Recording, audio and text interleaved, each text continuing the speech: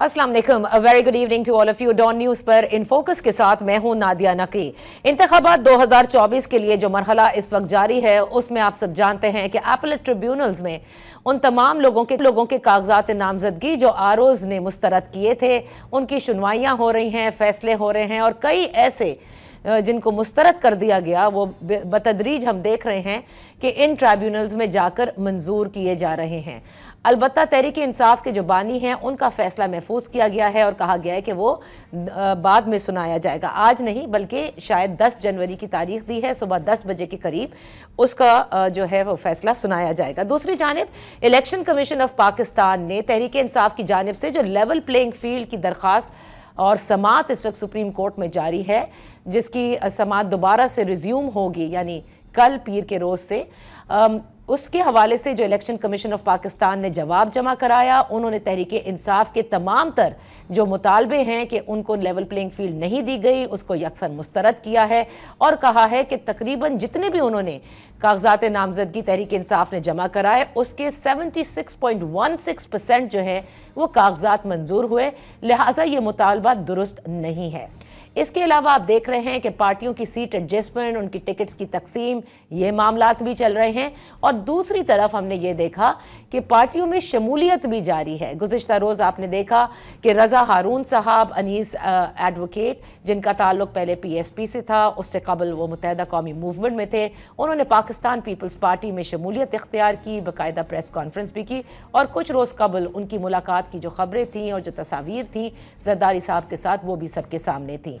इसी तरह हमने देखा कि तहरीक इंसाफ के बानी रुकन, बहुत सारे वैसे बानी रुकन हैं, सिर्फ अकबर एस बाबर नहीं है जैसे कि वो कहते हैं, नजीब हारून साहब जो कि कौमी असम्बली के मेंबर भी रहे, उन्होंने तहरीक इंसाफ छोड़कर MQM को अपना लिया।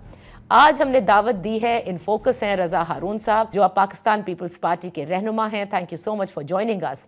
रज़ा, काफ़ी लोगों को वैसे आपने हैरान किया, सारी उम्र मैं कहूँगी जब आपने सियासत की है तो जिस जमात के ख़त के ख़िलाफ़ आपने सियासत की उसी के हो लिए, तो अब या तो वो जो बातें आपने पहले कही वो गलत थी या अब ये फैसला गलत है। Thank you as always Nadia for having me on your show. You know that आपके शो में आने से बड़ी सच्ची तल्ख और फैक्ट्स पे बातें होती हैं। नहीं, सारी उम्र मुखालफत नहीं की है, ना पार्टी ने की है। अगर पार्टी सारी उम्र मुखालफत कर रही होती तो ना 88 में कोलिशन में जाती, ना 2008 में जाती, ना 2014 में दोबारा जाती, ना 2022 में जो पार्टी MQM नहीं MQM है वो इस पार्टी के साथ इल्हाक करती। हमेशा इश्यूज पे विजन भी रहा है, इश्यूज पे नैरेटिव भी रहा है, पूरी पार्टी का रहा है और माजी में जो कुछ कहा, इशू बेस्ड जो कुछ कहा, पर्सनल लेवल तो आपको पता है ना, जब इशू हीट अप हुए हुए होते हैं, माहौल होता है तो कुछ बातें यकीनन ऐसी हो जाती हैं जो पॉलिटिकल नैरेटिव से ऊपर हो जाती हैं, तो उस पर यकीनन पशेमानी हो सकती है। लेकिन जो पॉलिटिकल नैरेटिव था शहर के हुकूक के हवाले से, इंसानी हुकूक के हवाले से, वो एक पार्टी का नैरेटिव था और being a spokes person I will always own it. सही सही। तो अब मुझे ये बताइए कि आपके पास ज़ाहिर चॉइस होगी, आप तो सियासत को खैरबात कह के जा चुके थे, लेकिन मुत्तहिदा कौमी मूवमेंट आपकी चॉइस क्यों ना बनी रज़ा, जब पुराने साथी भी थे, इश्यूज़ पर बात भी करते हैं और मसाइल तो हैं, चाहे वो शहरी सिंध के, कोई भी शहर, सिर्फ कराची के नहीं है, शहरी सिंध के मसाइल अपनी जगह हैं और जो बातें हैं जो वो करते हैं, अब तो सारे धड़े भी मिल गए हैं, तो मैं जान सकती हूँ कि ये धड़े मिलने के बाद भी आप उनकी तरफ ना गए? मुझे याद है कि आप ही के प्रोग्राम में हमारी ये गुफ्तगू हुई थी जब ये मर्जर हो रहा था और कुछ मेरी प्रेडिक्शंस थी, ज़रा इन्फॉर्मेशन तो नहीं होती, मैंने यही कहा था कि इंटेंट का बहुत बड़ा फुकदान है इन तमाम धड़ों में। ये तमाम धड़े अगर मुत्तहद या मर्ज हो भी जाएंगे तो ये अपनी अपनी शनाख्त के साथ होंगे, अपनी अपनी शनाख्त ख़त्म करके नहीं होंगे। नंबर 1 बात ये। फिर ये वो तमाम धड़े हैं जिन्होंने के अलहदा खड़े होके इनके इन्हीं लीडरान ने, ये सब हमारे दोस्त हैं, कुछ हमारे सीनियर हैं, कुछ हमारे जूनियर हैं, लेकिन सब हमारे दोस्त हैं, हमारे साथ काम किया हुआ है। इन्हीं लीडरान ने अलहदा धड़ों में खड़े होकर अपने आप को साबित करने की कोशिश की, मनवाने की कोशिश की, इलेक्शन जीतने की कोशिश की, नाकाम है। उनके फेलियर की वजह से, जब वो सारा फेलियर इनको नजर आया, तो ये 3 धड़ों का फेलियर, इनकी लीडरशिप का पॉपुलर मैंडेट हासिल करने का फेलियर एक जगह जमा करके एक बड़ा फेलियर की शक्ल में सामने आया। नंबर 1 बात तो ये थी कि इनके अंदर वो कैरिज्मा, आपको याद होगा, सब आपके प्रोग्राम में हम बात कर चुके हैं, कैरिज्मा नहीं है, विजन नहीं है, लीडरशिप का जो एक पॉलिटिकल विजन होना चाहिए वो नहीं है। फिर जिन लोगों को जो ऑलरेडी जुड़े हुए थे इन धड़ों के साथ, ऐसे बहुत से नाम मैं ले सकता हूं लेकिन एहतरामन नहीं लूंगा, जो अब इनके साथ नजर नहीं आते, घर बैठ गए, कोई ना कोई वजह होगी। नहीं, वसीम अख्तर नजर नहीं आते, मैं नाम ले देती हूँ, आमिर खान नजर नहीं आते। आखिरी बात आपकी जगह से कर लूं कि मैं इस एमक्यूएम को वो एमक्यूएम समझता ही नहीं। हाँ, आप वो एमक्यूएम, तो फिर आप जिस एमक्यूएम को वो एमक्यूएम समझते हैं उसकी तो इजाजत ही नहीं है। हाँ, तो हम तो उस एमक्यूएम को 2016 में छोड़ चुके हैं ना। हम तो उस एमक्यूएम को जब छोड़ के आए थे तो 2016 में छोड़ के आए थे, तो वो अब उसमें कैसे ज्वाइन कर सकते हैं? फिर वो जो एमक्यूएम उसके बाद, हम तो मार्च में छोड़कर आए थे, अगस्त में जो एमक्यूएम बनी 22 अगस्त के बाद 23 अगस्त को, तो ये तो एमक्यूएम पी है ना, ये तो एमक्यूएम नहीं है। इससे पहले तो कभी एमक्यूएम के साथ पी सी डी ई नहीं लगा था, इन्होंने एमक्यूएम पी लगा के खुद फिर मैंने अपने कॉन्स्टिट्यूशन में अमेंडमेंट करके उसको नई शक्ल दे दी। तो ये तो खुद कहते हैं कि नई पार्टी है, तो एक नई पार्टी है और इसकी लीडरशिप को वेल विशेस हैं, कोशिश करें अपनी। इसमें कुछ सीनियर लोग भी हैं, फारूक सत्तार साहब जैसे, अनीस कायम खानी जैसे, खालिद मकबूल सिद्दीकी जैसे, ये लोग सीनियर लोग हैं, इन्होंने बड़ी सियासत की है, बड़े पिछली एमक्यूएम के साथ बड़ी वाबस्तगी रही है। तो I wish them, all 3 of them, the best of luck. But आप ये समझते हैं कि धड़े मिलने के बावजूद भी वो जो आवाज़ थी, जिसमें ज़्यादातर मैं कहूँगी लसानी सियासत ही हम इसको कहेंगे, क्योंकि उर्दू स्पीकिंग या महाजरों की बात की जाती थी या मसाइल की भी चलें बात की जाती है, आज भी वो कर रहे हैं, और जो मसाइल जिसकी वो निशानदेही कर रहे हैं, आप मुझसे बेहतर जानते हैं कि वो मसाइल बिल्कुल एग्जिस्ट करते हैं। आप समझते हैं कि वो नताइज जो वो समझते हैं कि मिलेंगे, शायद उनको ना हासिल हों इस इलेक्शन में? कम से कम एटलीस्ट 87 से एमक्यूएम जो है बल्दियाती हुकूमत के बाद किसी न किसी तौर पर हुकूमत का हिस्सा रही है। अगर 87 से आज इतने बरस गुजर जाने के बाद भी इनके जो डिमांड्स हैं लसानियत की बुनियाद पर आज भी हल नहीं हुए, तो ये तो इनकी पूरी अपनी नाकामी का एतराफ कर रहे हैं ना। और ये सब इनको बातें इलेक्शन से चंद माह पहले महाजरों के नाम पर या कराची के नाम पर वोट मांगने के लिए याद आती हैं। क्या अभी पिछला 5 साल दौर ना दिया इस एमक्यूएम ने गवर्नमेंट में नहीं गुजारा? क्या 3.5 साल इन्होंने पीटीआई के साथ विफाकी हुकूमत का हिस्सा नहीं रहे? क्या उसके बाद बाकी के 1.5 साल ये पीडीएम और पीपल्स पार्टी की हुकूमत का हिस्सा नहीं रहे? तो कब ऑपोजिशन में रहे हैं मुझे बताएं ना। 5 साल में अपने कौन से दीरीना मसाइल का, एक सेंसस का जो इशू था, that has also not been resolve to the act of factual count of the city. 30 million का सिटी है और हम 22 मिलियन पर जो है उसको अग्री कर लिया गया है। सो कब करेंगे? अच्छा, कैसे करेंगे?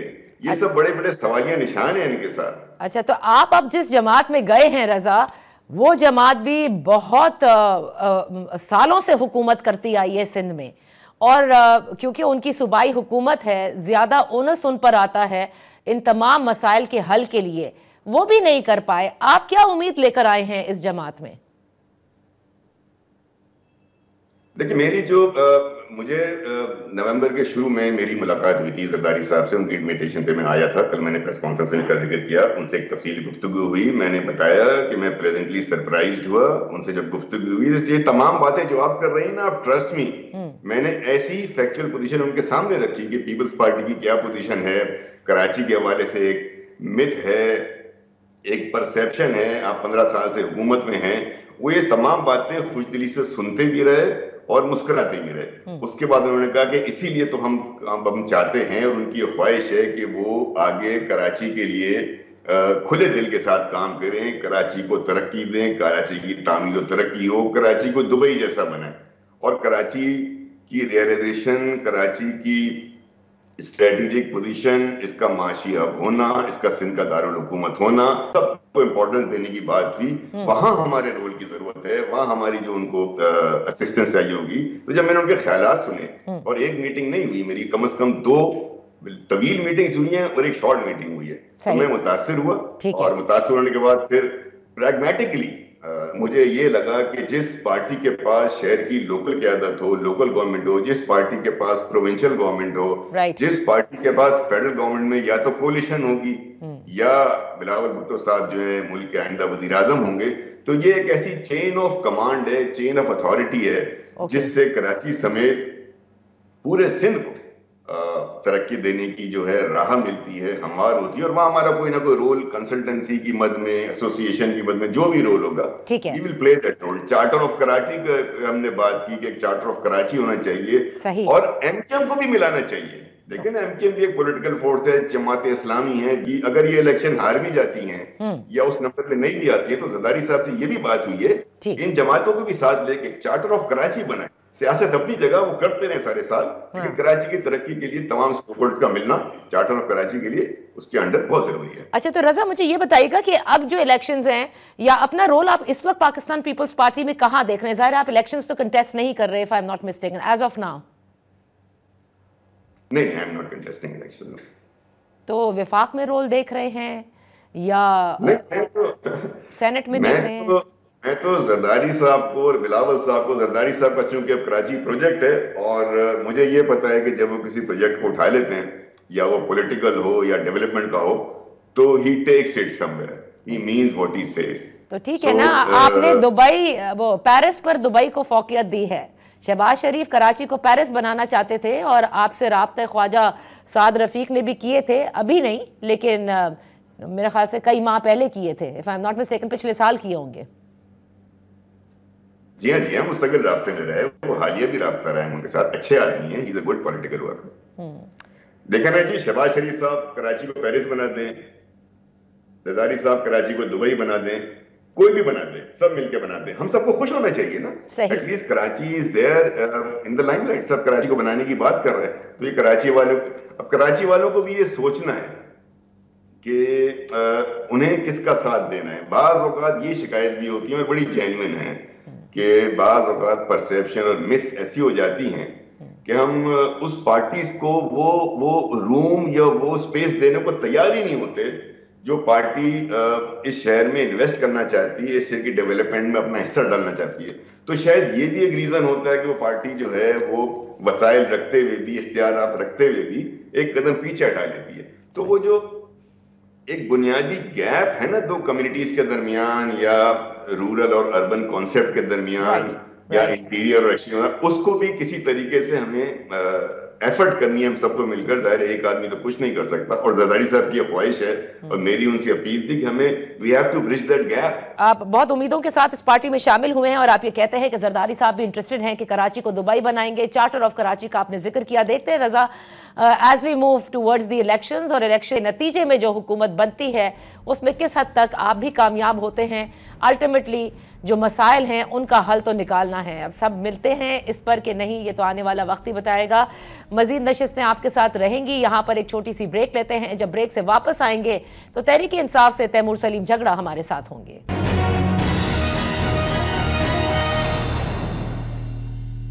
Welcome back. तहरीक इंसाफ के ज़ाहिर है रिसेंटली तो जो इकोनॉमिस्ट मैगजीन के अंदर बानी तहरीक इंसाफ का जो आर्टिकल छपा जिसपे पूरी काबीना, मैं कहूँगी केयर टेकर सेटअप ने उस पर अपना मौक़िफ़ दिया, कल हमारे प्रोग्राम में भी दिया। इसके अलावा आज हम देखते हैं कि बानी तहरीक इंसाफ के जो ट्विटर एक्स हैंडल है उससे 9 मई के हवाले से जो कुछ उन्होंने लिखा है, जिसमें उन्होंने कहा है कि दोबारा मुतालबा किया है कि इसकी एक इंडिपेंडेंट तहकीकात होनी चाहिए है, और 9 में फॉल्स फ्लैग ऑपरेशन भी उसको कहा है। बहरहाल ज़रा इस पर भी बात कर लेते हैं और दीगर जो मामलात हैं तहरीक इंसाफ से। हमारे साथ हैं उनके रहनुमा Taimur Saleem Jhagra sahab. Thank you so much for joining अस।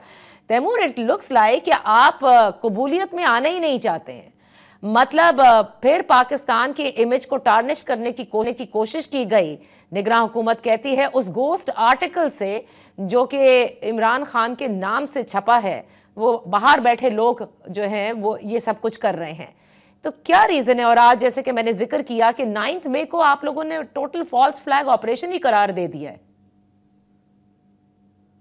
नहीं, दो चीजों को सेपरेट करते हैं और सेपरेटली बात करते हैं। पहले तो बात कर लेते हैं, फिर आप 9 मई पे आ जाए। लेकिन इस आर्टिकल पे देखिए, पॉलिटिकल प्रिजनर्स की एक एक तारीख रही है कि जब वो विक्टिमाइज होते हैं तो उनकी आवाज जेल से किसी न किसी तरीके से आती है, चाहे वो नेल्सन मैंडेला, चाहे वो इसी साल में आप देख ले जो हमारी खवातीन लाहौर जेल में हो, या आपको याद होगा एक अमेरिकन सिविल राइट्स लीडर थे मार्टिन लूथर किंग, जिनकी वजह से ब्लैक्स को अमेरिका में बहुत ज्यादा इख्तियारात मिले। उससे पहले वो सेकंड क्लास सिटीजन होते थे। ये 1960 की दहाई की मैं बात कर रहा हूं। उन्होंने जब उनको एक बार पॉलिटिकल प्रोटेस्ट के लिए जेल किया गया तो उनको उनका एक बड़ा फेमस खत निकला, लेटर फ्रॉम बर्मिंघम जेल, जिसमें उन्होंने दो बातें कही। एक ये कि जब कानून ज्यादती करता है तो उसके अगेंस्ट आवाज उठाना जरूरी होता है, और दूसरा ये कि एक भी कहीं पे नाइंसाफी हो तो वो हर जगह नाइंसाफी पैदा करता है। Injustice anywhere is a threat to justice everywhere. और वो खत उनका इतना फेमस था, इतना मकबूल हुआ कि वो आज तक यूनिवर्सिटियों में पढ़ाया जाता। ठीक है तैमूर, यहाँ पे निगरां हुकूमत कह रही है कि खत लिखने पर नहीं है, वो लिखा ही नहीं है, उन्होंने कोई चीज बाहर गई नहीं है, वो वसूख से कह रहे हैं। देखिए, अगर मतलब पहले तो मुर्तजा सुलंगी साहब, विद ऑल ड्यू रिस्पेक्ट, कल किसी ने उनकी एक ट्वीट निकाली कि जो उन्होंने एक ट्वीट की थी ये पूछते हुए कि ये खत कैसे लिखा गया, उसी के जवाब में उनकी अपनी ट्वीट है 2-3 साल पहले की कि पॉलिटिकल प्रिजनर्स हैव राइट्स और उनको ये लिखना चाहिए। दूसरी चीज, ये हम द इकोनॉमिस्ट की बात कर रहे हैं, ये दुनिया का सबसे रिप्यूटेबल जो है वो रिसाला है पॉलिटिकल अफेयर्स पे, और ये कोई प्रो पीटीआई रिसाला या मैगजीन नहीं है। अगर आपकी इसकी पाकिस्तान पे पॉलिटिकल कमेंट्री देखें तो उसपे बहुत सी कमेंट्री जो है वो पीटीआई को और इमरान खान की तनकीद करती है। सही। मेरे ख्याल में एक पॉइंट नादिया, मेरे ख्याल में जो अपने आप के साथ अपने आप को एक्सपोज करने के लिए ये केयरटेकर गवर्नमेंट ने किया, एक इमरान खान के पॉइंट ऑफ व्यू से इतनी बड़ी बात बना के अपना खौफ दिखा के, तो उन्होंने ये हमसे इससे बड़ा फेवर कर ही नहीं सकते थे। उसका सबूत यह है कि पिछले 2 दिनों में इकोनॉमिस्ट वही आर्टिकल 5 बार ट्विटर पे ट्वीट कर चुकी है, सिर्फ ये बताने के लिए कि उनका इख्तियार है। इतना बड़ा रिसाला जो है वो अपनी ड्यू डिलिजेंस कैसे नहीं करेगी पब्लिश करने से पहले। Okay, so this is not a ghost article is what you mean? कैसे गोस्ट आर्टिकल हो सकता है जब जो है वो इकोनॉमिस्ट उसकी सारी उसके पीछे अपनी एडिटोरियल पावर जो है वो डाल रहा है, और उस आर्टिकल में इमरान खान की का पॉइंट ऑफ व्यू है। कौन सी बड़ी बात है? ठीक है। तो अब जुल्फिकार अली भुट्टो ने जेल में किताबें पूरी नहीं शाये की, पूरी नहीं लिखी थी। ओके, अब आते हैं 9 मई के हवाले से। देखिए 9 मई के ऊपर वायलेंस हुई, 9 मई को आप लोग टोटली रद्द कैसे कर सकते हैं? आई मीन ये तो हमारी तारीख का सबसे बड़ा सानिया है जिसकी सब मजम्मत करते हैं। 9 मई वाकई हमारी तारीख के बड़े सानियों में से है, इसमें कोई शक नहीं, और मैं इसको इसलिए सेपरेट करना चाह रहा था कि इस पे सीरियस बात हो जाए। मेरी रिक्वेस्ट होगी गवर्नमेंट से एज अ पाकिस्तानी कि देखिए इसको पॉलिटिकल जंग का हिस्सा ना बनाए। ये मेरे लिए भी जाती तौर पे, हमारे लिए एज अ पॉलिटिकल पार्टी और पाकिस्तान के लिए एक मुल्क के तौर पे ये अच्छा नहीं है कि हम 9 मई को लेके पाकिस्तान के अवाम को और पाकिस्तान के स्टेट को एक दूसरे के सामने करें। 9 मई को अगर पॉलिटिकल प्रोटेस्ट हुआ तो पॉलिटिकल प्रोटेस्ट का राइट आइन उस दिन भी देता है, आज भी देता है और आगे भी देगा। 9 मई को जो तोड़-फोड़ हुई वो तोड़-फोड़ की इजाजत ना उस दिन को थी, ना आज है, ना आगे होनी चाहिए। ठीक है। 9 मई के कॉन्सिक्वेंसेस में कुछ हुआ नहीं है ये कहना तो ज्यादती है, बल्कि मैं तो ये कहूंगा अगर मैं गवर्नमेंट में होता तो मैं कोशिश करता कि 100% नहीं 200% कोशिश हो कि 9 मई का रिस्पॉन्स अबव बोर्ड नजर आए और ऐसे नजर आए कि कोई हुकूमत पे उंगली ना उठा सके।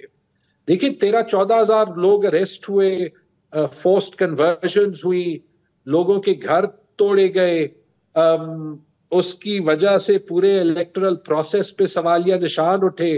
एक कल डॉक्यूमेंट्री चली जो कि ये जस्टिफाई कर रही थी कि लेवल प्लेइंग फील्ड पीटीआई को क्यों नहीं मिलना चाहिए। इन दो चीजों को सेपरेट करना जरूरी है, और ये मैं इंतहाई रिस्पेक्ट के साथ इसलिए कह रहा हूं कि हमें ये गलतियां माजी वाली दोहरानी नहीं चाहिए कि हम इतनी पोलराइज पोजीशंस लें कि उससे नुकसान पाकिस्तान को। अल्टीमेटली तैमूर झगड़ा कुछ भी नहीं, अल्टीमेटली इवन इमरान खान या जो लोग पाकिस्तान में आज पावर में है उनसे भी ज्यादा जरूरी पाकिस्तान है। एक दिन हम सब मिट जाएंगे, लेकिन जो हमारे एक्शंस हैं वो पाकिस्तान के मुस्तकबिल का फैसला जरूर करेंगे।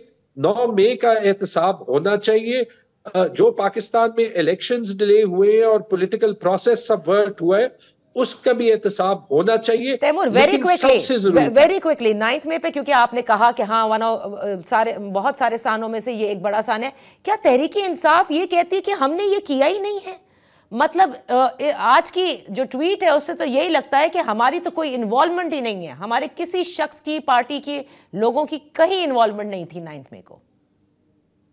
नहीं, हमने ये कहा है कि हमारी पार्टी की इन्वॉल्वमेंट नहीं थी, कम से कम मुझसे किसी ने नहीं कहा। और जितने कॉलीग से मैंने बात की है जो खड़े हैं, अब या तो सब झूठ बोल रहे हैं, आप अली मोहम्मद खान को ले लें, आप उमर अयूब को ले लें, आप आतिफ खान को ले लें, शाहराम को ले लें, आप जो असद कैसर को ले लें, ठीक है। देखिए हम जब लोगों को पोजीशंस में पुश करते हैं ना और वो आर्टिफिशियल होती है तो हम आज की दुनिया में लोगों को कन्विंस नहीं कर सकते। जो मेरे ख्याल में सख्त पोजीशंस ली जा रही है वो इसलिए ली जा रही है कि जो जिस टाइप का नैरेटिव फॉर एग्जांपल काकड़ साहब बेचने की कोशिश करते हैं या मुर्तजा सुलंगी बेचने की कोशिश करते हैं, वो पब्लिक नहीं खरीदती। और अगर पब्लिक नहीं खरीदती और वो ये देखती है कि एक एक सियासतदान 16-16, 17-17 बार जेल में जाता है, एक चार्ज पे, दूसरे चार्ज पे, तीसरे चार्ज पे, एक ही पार्टी के लोग इलेक्शन से बाहर निकालने की कोशिश की जाती है, एक ही गाड़ी में एक खातून को 8 महीने जेल रखा जाता है, दूसरी जब प्रेस कॉन्फ्रेंस कर लेती है तो वो आजाद हो जाती है। ये सब कुछ देख के public makes up its own mind. ठीक है, अब मैं मुझे कह रहा हूं, हाँ तैमूर मुझे एक चीज पूछनी चाहिए, आपने क्योंकि लेवल प्लेइंग फील्ड का भी जिक्र किया है and because we have limited time, I want to know, आप लोगों की एक पूरी सुप्रीम कोर्ट के अंदर इस पर समाअत भी जारी है और अभी रिज्यूम भी होनी है। इलेक्शन कमीशन ने जवाब भी अपना जमा करा दिया, आपके मुतालबे को मुस्तरद किया, कहा 76.16% जो नॉमिनेशन पेपर्स है वो मंजूर हुए हैं। तो ये तो मुतालबा ही गलत है कि हमें जी लेवल प्लेइंग फील्ड नहीं दी गई। 76% मंजूर हुए, लेकिन अगर आप पीटीआई के टॉप 200 लीडर्स ले लें तो उसमें तकरीबन 90% मुस्तरद हुए थे, और जो मुस्तरद हुए थे उसमें 90% जो है वो इलेक्शन ट्रिब्यूनल्स ने वापस रिस्टोर कर दिए। अब या तो मुस्तरद सारे गलत हुए थे या रिस्टोर सारे गलत हो रहे हैं, दोनों चीजें तो नहीं हो सकती ना। अच्छा। कि एक ही पार्टी के साथ इस तरफ की चीज की गई हो। और ये नादिया अभी सिर्फ हम नहीं कह रहे, डॉन अखबार का एडिटोरियल है, मैं एक सेकंड के लिए भूल गया था कि डॉन पे हम बोल रहे हैं, लेकिन डॉन अखबार का एडिटोरियल है जिसने कहा कि नजर ये आ रहा है कि इलेक्शन कमीशन पार्टी बनती जा रही है, या परसेप्शन ये है कि वो पार्टी बनती जा रही है कि हर वो काम हो जिससे इलेक्शन अनफ्री और अनफेयर नजर आए। Okay, अब क्योंकि आपने कहा ना कि जैसे ट्राइब्यूनल्स जो हैं जो मुस्तरद किए हुए थे वो मंजूर भी हो रहे हैं, तो एक तरह से आप लोगों की जो ग्रीवेंसेस हैं वो कम हो रही हैं। कमिंग टू दिस कि आपके नाकदीन ये कहते हैं कि बैरिस्टर गौहर और इस तरह से मरवत साहब हो गए और दीगर जो लॉयर्स हैं, ये पार्टी एक्चुअली बानी तहरीके इंसाफ से अब ले ली गई है और बाकायदा इन लोगों के ऊपर ये इल्ज़ाम लगाए जा रहे हैं कि ये कहीं और से डिक्टेशन ले रहे हैं। पार्टी में चलती किसकी है? बैरिस्टर पहले तो मरवत साहब कुछ कहते थे, अब कल थोड़े वो टोन डाउन नजर आए। बैरिस्टर गौहर जो है वो कहते हैं ना इदारों से, ना फौज से, ना अदलिया से, ना चीफ जस्टिस से किसी किस्म की लड़ाई है, जबकि अदरवाइज आप जो बानी चेयरमैन का जो आर्टिकल जिसको केयरटेकर गोस्ट कहती है और आप कहते हैं कि जी नहीं ये उन्हीं का आर्टिकल है, उसमें उसी किस्म के तमाम तर इल्ज़ामात हैं और उससे वो कहीं पीछे हटे नहीं है। नहीं, आई थिंक हम दोबारा से पोजीशंस फोर्स कर रहे हैं। देखिए, पार्टी कहीं से हाईजैक नहीं हो रही। बैरिस्टर गौहर हमारी पार्टी के सेंट्रल लीडरशिप का हिस्सा थे और उनको खान साहब ने एज अ चेयरमैन नॉमिनेट किया और फिर वो इलेक्ट हुए। और जो पार्टी का ऑर्गेनाइजेशनल स्ट्रक्चर है वो एक फ्लैट ऑर्गेनाइजेशन स्ट्रक्चर है जिसमें पार्टी की सीनियर लीडरशिप कोशिश करती है कि मिलजुल के फैसले लें। चूंकि वो फ्लैट ऑर्गेनाइजेशनल स्ट्रक्चर है, उसमें एक दूसरे से बहस भी हो जाती है, उसमें आपको बाकी पार्टियों से थोड़ा सा हमारा कल्चर ज्यादा केओटिक भी नजर आता है और वो नेचुरल है जब एक पार्टी में दूसरी पार्टियों से ज्यादा जमहूरियत हो। ये बात नहीं है जैसे शरीफ खानदान में आपका खून में डीएनए जितना शरीफ खानदान का होगा उस हिसाब से आपको सीनियर रोल दिया जाएगा। अरे अभी तो टिकट्स की तकसीम तो हो जाए तैमूर, आपकी जमात की भी टिकट्स की तकसीम बाकी है, उससे भी बहुत चीजें सामने आ जाएंगी कि पार्टी का कंट्रोल कहाँ है, पार्टी के लॉयलिस्ट को कितनी जगह दी जाती है और लॉयर्स को कितनी जगह दी जाती है। नहीं, वो इंशाल्लाह मिलेगी। लेकिन जो आपने बात की ना, जो बैरिस्टर गौहर ने बात की, और मेरे ख्याल में शेर अफजल मरवत ने भी इफेक्टिवली यही बात की है। देखिए, हमारा किसी से झगड़ा नहीं है और ना पाकिस्तान दो इदारों में झगड़े अफोर्ड कर सकता है। सही। हमारे साथ अगर ज्यादती हो भी रही हो, हमें अगर पाकिस्तान बनाने की बात करनी है तो ये बात क्लियर हो कि ना हम झगड़ा करने आ रहे हैं किसी के साथ, ना इंशाल्लाह जब हम इलेक्शन जीतेंगे तो हम कोई रेट्रिब्यूशन की सियासत करेंगे। यहां तक बात यह है कि कौन क्या कर रहा है, आप इमरान खान की स्टेटमेंट्स छोड़ दें, आप अपने बहुत से कॉलीग्स के स्टेटमेंट्स देख लें जो कि प्रो एस्टैब्लिशमेंट नजर आते हैं, या फिर आप पीएमएलएन के बहुत से लीडर्स के स्टेटमेंट्स देख लें कि उनको गवर्नमेंट किसने ऑफर की, क्यों ऑफर की, या अभी जो पाकिस्तान तहरीक इंसाफ के साथ हो रहा है वो कौन कर रहा है। तो इसमें इतनी बड़ी बात क्या है? मेरे ख्याल में अब सबको ये बात रिकग्नाइज करनी चाहिए कि हम जैसे छोटे पॉलिटिकल लीडर्स कोशिश ये कर रहे हैं कि अपना रोल प्ले करें कि पाकिस्तान में सियासी सिचुएशन नॉर्मलाइज हो और फ्री एंड फेयर इलेक्शंस हो। बहुत बहुत शुक्रिया। हमारे जैसे लोगों के लिए आसान नहीं है, आपने हम पे बहुत बड़ा बर्डन डाल दिया है। Not everyone is Imran Khan. Okay, बहुत बहुत शुक्रिया तैमूर सलीम झगड़ा साहब, 10 ऑन इन फोकस। यहाँ पर एक छोटी सी ब्रेक लेते हैं, ब्रेक के बाद वापस हाजिर होंगे।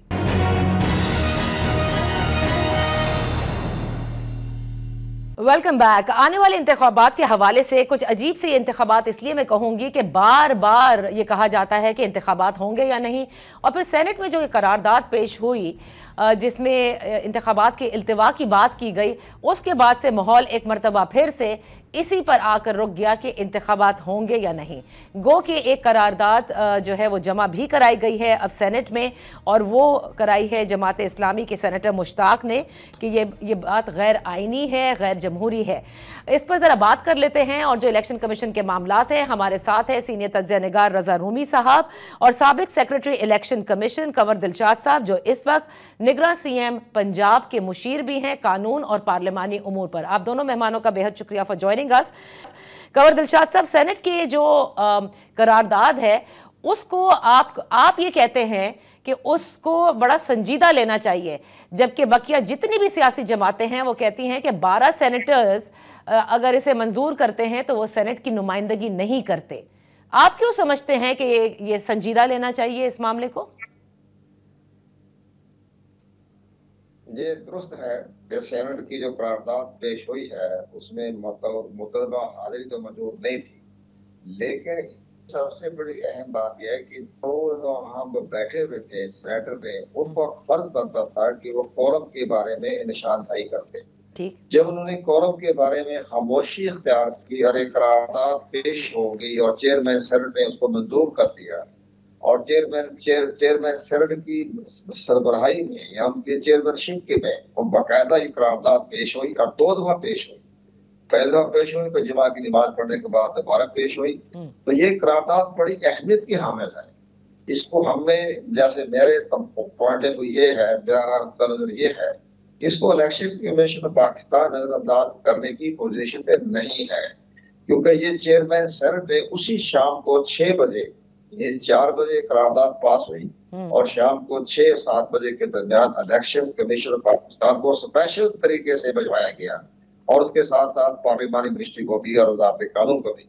तो आप ये देखें कितनी बड़ी अहमियत की हामिल करारदाद को हम सिर्फ प्रोग्राम के जरिए ये कहें कि ये गैर फाल हो गई है या इसके असरात नहीं पड़ेंगे, या इसमें बारे में ये कहना कि ये चेयरमैन सेनेट या सेनेट को इख्तियार नहीं थे कि वो इलेक्शन कमीशन पाकिस्तान के शेड्यूल के बारे में अपनी को राय दे सके। वो सेनेट तो हमारे बाला राय देने का तो मजाज है, लेकिन इस पर अच्छे तरीके से इसको डिस्पोज ऑफ करना पड़ेगा। इस करारदाद बट ये करारदाद बाइंडिंग नहीं है इलेक्शन कमीशन ऑफ पाकिस्तान पर। नहीं, ये देखो जी, एक सेनेट का ईवान बाला है, ईवान बाला की करारदाद को तो आप दाखिल दफ्तर नहीं कर सकते।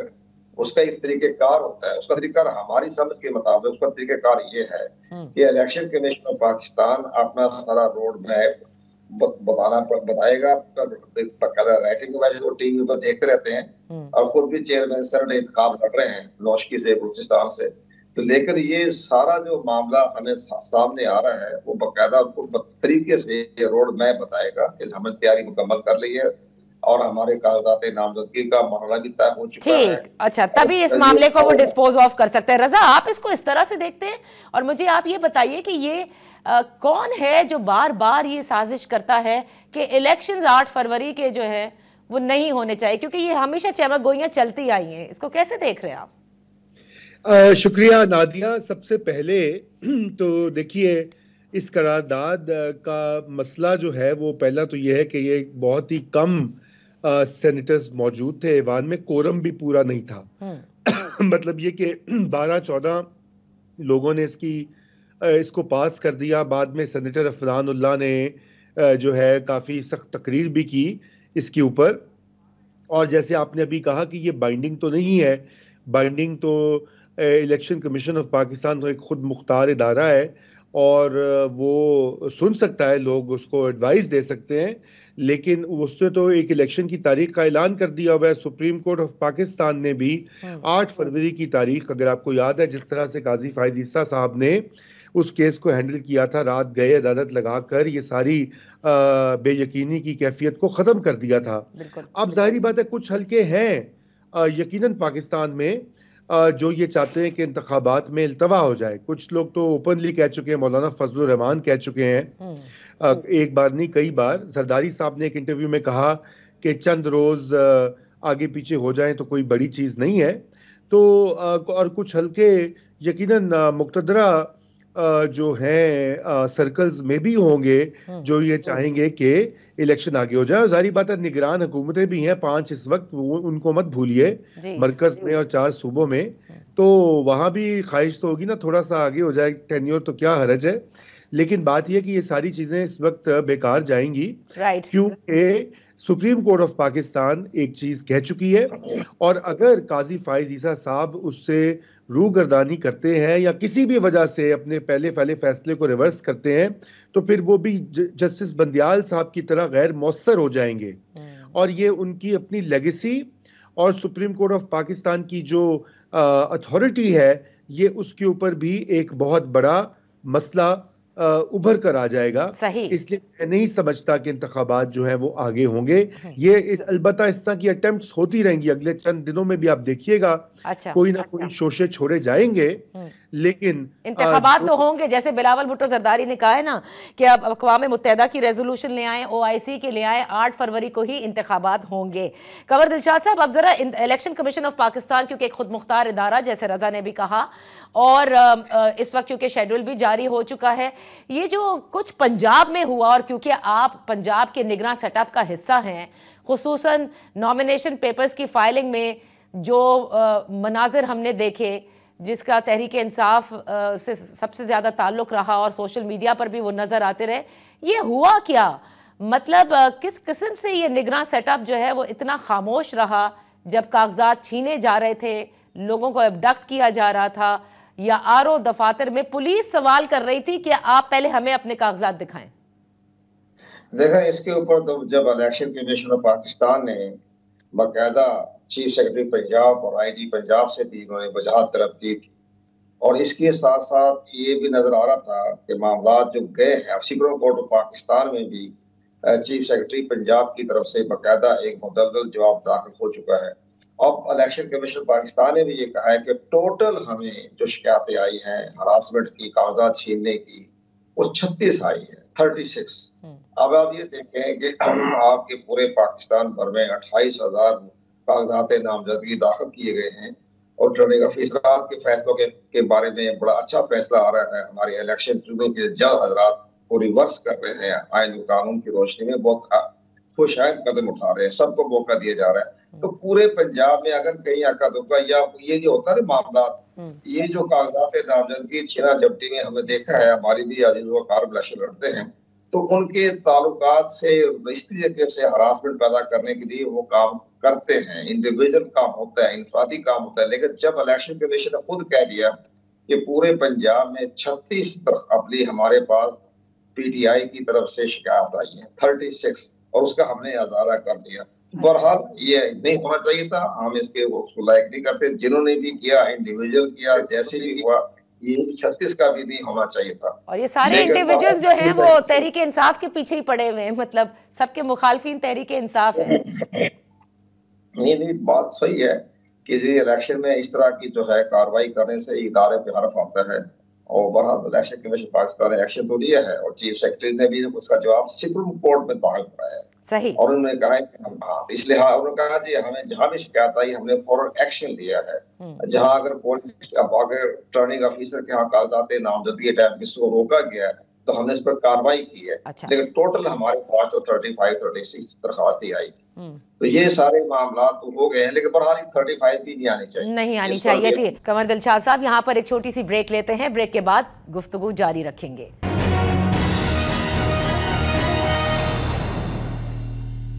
Welcome back. इन फोकस हैं कमर दिलशाद साहब और रजा रूमी। रजा, आपने आरोज का भी जिक्र किया ना कि जो मुस्तरद हुए हम ट्राइब्यूनल्स में देख रहे हैं कि वो अप्रूव भी हो रहे हैं। रजा, इसको कैसे देखते? देखें, फिर इसका मतलब तहरीक इंसाफ जो शुरू दिन से ये कह रहा था कि आप एग्जीक्यूटिव से ना लीजिए, रिटर्निंग अफसरान जो हैं वो जुडिशरी से लें, जबकि जुडिशरी से भी शिकायतें पहले रह चुकी हैं, तो फिर वो दुरुस्त था। क्योंकि आज इस्लामाबाद में जो ट्रिब्यूनल है हाई कोर्ट के अंदर, उनके जज जस्टिस अरबाब मोहम्मद ताहिर साहब, इनके ये रिमार्क्स हैं कि ये तो 2 डिफरेंट आरओज के मुस्तरद किए हुए पेपर है, 2 डिफरेंट हल्के हैं, लेकिन हूबहू सेम वर्डिंग, सेम ऑर्डर। ये क्या माजरा है? जी, जाहिर बात है नादिया, कुछ ना कुछ तो गड़बड़ यकीनन हुई है, मगर देखिए बात यह है कि हमें वो देखना चाहिए कि ऑन बैलेंस क्या हुआ है। ऑन बैलेंस हमने जो देखा है कि बहुत इसके ऊपर शिकायत और शोर-ओ-गोगा और मीडिया में तो बहुत बड़ा, जिसे कहना चाहिए, एक बयानिया बनाया गया, लेकिन जब आप उसके आदादो शुमार देखें तो उनमें बड़ी वाज़े तौर पर चीज़ आती है कि 2 फैक्ट्स बड़े क्लियर हैं। एक तो ये कि पाकिस्तान तहरीक इंसाफ के जो है एक तारीखी नंबर कि उनके सपोर्टर्स ने कागजात नामजदगी जमा करवाए 2800 के लगभग, जो कि बाकी हर पार्टी से ज़्यादा है। और फिर शुरू के मरहले में उनकी टॉप टियर की लीडरशिप के बहुत से बड़े नाम जो हैं उनके कागजात मुस्तरद हुए, जिसके ऊपर मीडिया की हेडलाइंस बनी, सोशल मीडिया पे इतना बड़ा उसका एक तूफान मचा, लेकिन फिर ट्राइब्यूनल्स ने उनको रिवर्स भी कर दिया जी। तो ये बात देखिए, ये इससे अब मैं आपको ये बताऊं कि ये अदलिया से आरोज पहले लिए गए थे 2013 में, उससे पहले भी, लेकिन वो तब भी शिकायत आई थी। 2013 में भी धांधली की तो बाकायदा मुहिम चली थी धांधली के खिलाफ, आपको याद है 4 सीटों के ऊपर शुरू हुआ था और पूरे मुल्क को यरगमाल बनाया गया था कई साल। तो ये कोई नए वाकयात नहीं है नादिया। और आप सोने के भी लोग ले आएंगे तो पाकिस्तान में जो भी सियासी फरीक समझता है कि वो हार रहा है तो वो धांधली का इल्ज़ाम लगाता है। इसलिए मैं ये समझता हूँ कि इसमें जो है यकीनन एक पॉलिसी है रियासत की बड़ी वाज़े पीटीआई की तरफ, और वो आप सब उससे वाकिफ हैं, मुझे दोहराने की ज़रूरत नहीं। 9 मई के बाद कुछ कबूलियत का मसला सामने नविश्ता दीवार पर लिखा हुआ है, मगर क्या उस एक्सटेंट तक कि बिल्कुल ये एक पार्टी को खत्म किया जा रहा है, दीवार से लगाया जा रहा है, वो ऐसा नहीं है। बल्ले का निशान इलेक्शन कमीशन ने लिया तो हाई कोर्ट ने उसको वापस दे दिया जी। और हाई कोर्ट ने वापस ले लिया, मामला सुप्रीम कोर्ट में पहुंचेगा। तो अब अगर जब एक चीज फाइनल होगी तो पता लगेगा। माजी में तो ऐसा होता है कि ना कोई अपील ना कोई सुनवाई, बस पाकिस्तान पीपल्स पार्टी से तलवार का निशान ले लिया गया। मैं तो उस वक्त स्कूल में था, मुझे अच्छी तरह याद है, और वो तलवार ले ली गई और तीर लिया उन्होंने एज अ सेकंड बेस्ट, और उसके बाद कोई किसी कोर्ट ने उनको कोई रिलीफ ना दिया। कई साल 2 दहाइयों के बाद कुछ जाके मामला वो भी अब इस्तेमाल नहीं होता। तो बस मैं यही बात कहना चाहता था। जी जी, अच्छा कंवर दिलशाद साहब, अब मुझे बताइएगा कि विद ऑल दी क्योंकि अभी देखिए कबूलियत का भी जिक्र किया है रजा ने, इलेक्शन कमीशन के पास पावर्स बेइंतहा हैं, जाहिर है कि जो एक्ट में तरमीम की गई है, लेकिन क्या वो उसको फ्रीली एक्सरसाइज कर पाएगा, ये सबसे बड़ा सवाल है। क्योंकि जैसे रजा ने कहा ना, आप जुडिशरी से ले लें, उन इलेक्शंस के ऊपर भी इल्जामात लगे, और आने वाले इलेक्शंस में ये कागजात नामजदगी के जमा होने से लेके अब तक जो मरहला है उस पर इलेक्शन कमीशन पर कई सवाल उठ रहे हैं। नहीं, आपकी बात दुरुस्त है। बेशक मैं पंजाब गवर्नमेंट का कैबिनेट का हिस्सा हूँ, लेकिन मैं बताता हूँ कि मामला क्या पेश आए हैं। जैसे हमारे दोस्त ने फरमाया ना कि तलवार का निशान, वो तलवार का निशान जो था वो इलेक्शन कमीशन पाकिस्तान ने वापस नहीं दिया था। वो मैं मौजूद था उस कमेटी में, मैं उस वक्त इलेक्शन कमीशन में भी अहम पोजीशन पे था। जस्ट ऐसे साहब थे चीफ इलेक्शन कमिश्नर, और इंतजार ऐसा ने बहुत खूबसूरत केस लड़ा था, मैं वहीं से उनका मोतरफ हुआ था। उन्होंने बहुत क्लियर ये कहा था कि चूंकि ये मार्शल ऑर्डर के तहत ये सारे निशानात चेंज कर दिए गए, तलवार की भी, हल्का भी, और उसकी जगह पे उन्होंने अच्छा किया, वो एरो रख दिया। तो फिर जस्टिस ऐसे ने कहा कि ये तो ऊपर से ऑर्डर आ चुके हैं, मार्शल ऑर्डर है, तो हम क्या करें।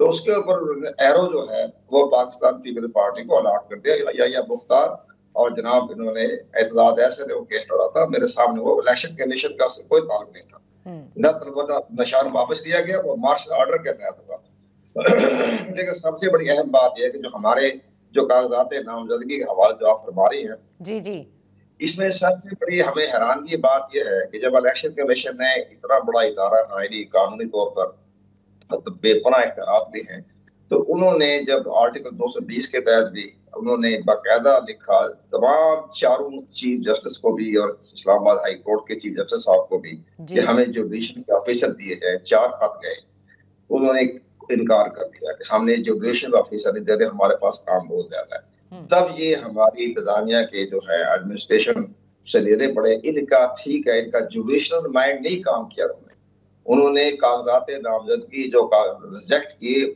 वो बराए नाम लेम एक्सक्यूज पे कर दिए कि आपका आइडेंटिटी कार्ड का जो एक्सपायर हो गया है। कभी किसी ने ये कहा कि आपका इलेक्टोरल का जो सीरियल नंबर है वो दुरुस्त नहीं है, किसी ने ये कहा जी पार्टी का सर्टिफिकेट लगा। इस तो में अकल होनी चाहिए, जब पार्टी का सर्टिफिकेट जो लगाया जाता है वो सिंबल के वक्त दिया जाता है, स्कूटनी के टाइम उसकी जरूरत नहीं होती, कागजात नामजदगी के टाइम उसकी जरूरत, सिर्फ पार्टी के अफिलिएशन लिखना काफी होता है। तो क्या ट्रेनिंग का फुकदान है? आप ये कह रहे हैं ट्रेनिंग नहीं सही हुई आरओएस की?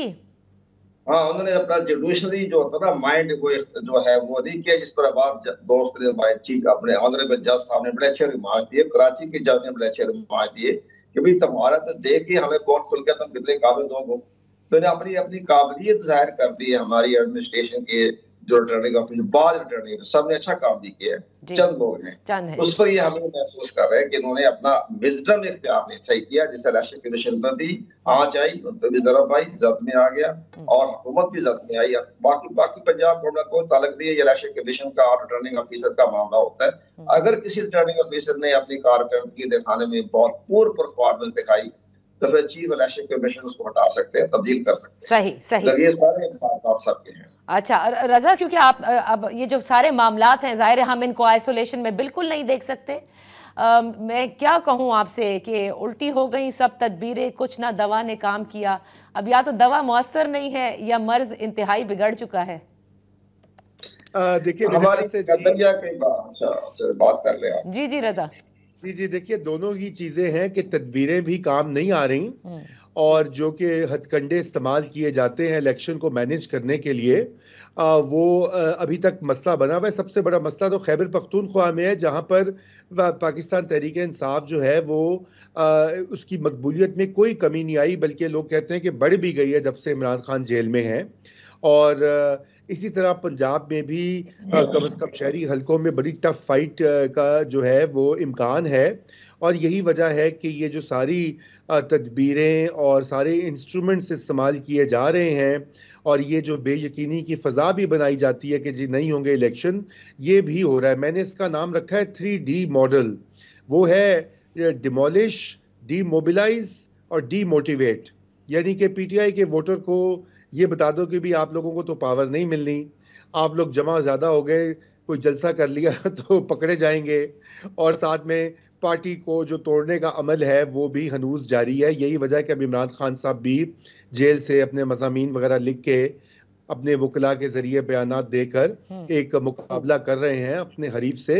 और हरीफ का से मेरी मुराद PMLN या कोई सियासी पार्टी नहीं, वो आप समझती हैं कि वो कौन है, और नाजरीन भी समझते हैं। जी बहुत बहुत शुक्रिया रज़ा, दैट वाज वेरी इंटरेस्ट। जिस तरह से आपने इसका एक मुफस्सल जवाब भी दिया और एक अहाता भी खींचा। कंवर दिलशाद साहब, आपका भी बेहद शुक्रिया। प्रोग्राम का वक्त यहाँ पे ख़त्म होता है, इंशाल्लाह फिर हाजिर होंगे। अल्लाह हाफिज़।